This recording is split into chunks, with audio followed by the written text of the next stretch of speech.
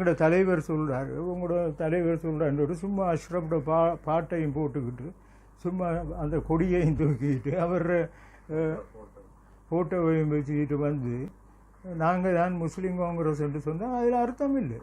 இங்கே முஸ்லீம் காங்கிரஸ் இப்போ இல்லை இந்த நாட்டில். அஷ்ரஃபோட கான்ஸ்டிடியூஷனில் உள்ள ஒரு கட்சி இப்போ இந்த நாட்டில் இல்லை. முஸ்லீம் தலைவர்கள் என்னுடைய தனிப்பட்ட இது என்னவென்று சொன்னால், இது நடக்க போகிற தேர்தல் அது ஒரு தேசிய மட்ட தேர்தல். அதிலே சிறுபான்மை கட்சிகள், குறிப்பாக முஸ்லீம் கட்சிகள் எவருமே போட்டியிடப் போவதில்லை. நேரடி போட்டியில் அவர்கள் இறங்கப் போவதில்லை. ஏனெனில் இது ஒரு ஜனநாயக முறையிலான ஜனாதிபதியை தெரிவிக்கின்ற ஒரு தேசிய மட்ட தேர்தல்.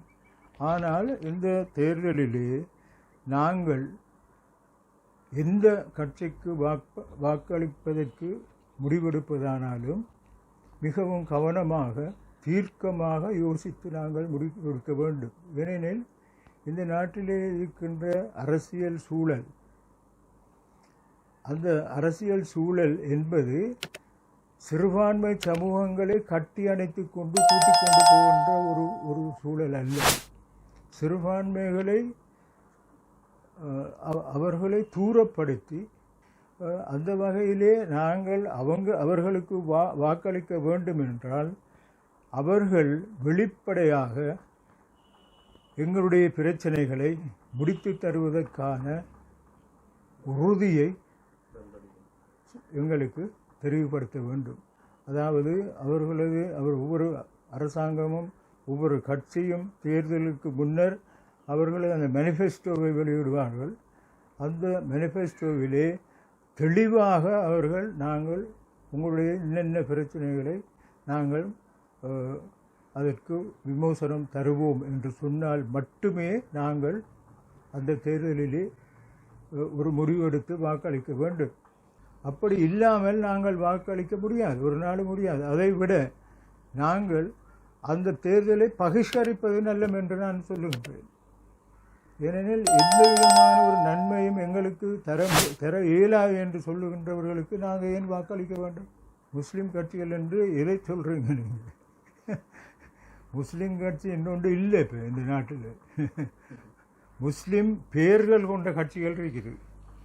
அப்போ முஸ்லீம் பெயர்கள் கொண்ட கட்சிகளும் கூட அவங்க இப்போ எங்கட இப்போ இந்த காணி பிரச்சனை மட்டும் இல்லை, எங்கட இருப்பே இப்போ கேள்விக்குறியாக இருக்குது.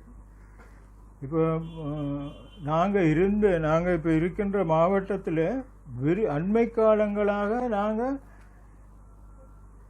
கிட்டத்தட்ட ஒரு 15,000 ஏக்கர் காணிகளை யுத்தத்துக்கு பிறகு இழந்திருக்கிறோம். யுத்தத்துக்கு பிறகு அரசாங்க நிறுவனங்கள், இந்த சீனி தொழிற்சாலை, ஓட்டு தொழிற்சாலைகள், அந்த வனவிலாகாண்டெல்லாம் அவங்க பறிச்செடுத்திருக்கிறாங்க மேலதிகமாக ஒரு 15,000 ஏக்கருக்கு மேலே. அப்போ இதுகளெல்லாம் நாங்கள் கேட்காம சும்மா போய் ஏன்னா நாங்கள் வாக்கு பண்ணணுமா இருக்கும்? உங்களோட தலைவர் சொல்கிறாரு, சும்மா அஷ்ரஃபோட பாட்டையும் போட்டுக்கிட்டு சும்மா அந்த கொடியையும் தூக்கிட்டு அவர் ஃபோட்டோவையும் வச்சுக்கிட்டு வந்து நாங்கள் தான் முஸ்லீம் காங்கிரஸ் என்று சொன்னால் அதில் அர்த்தம் இல்லை. இங்கே முஸ்லீம் காங்கிரஸ் இப்போ இல்லை இந்த நாட்டில். அஷ்ரஃபோட கான்ஸ்டிடியூஷனில் உள்ள ஒரு கட்சி இப்போ இந்த நாட்டில் இல்லை.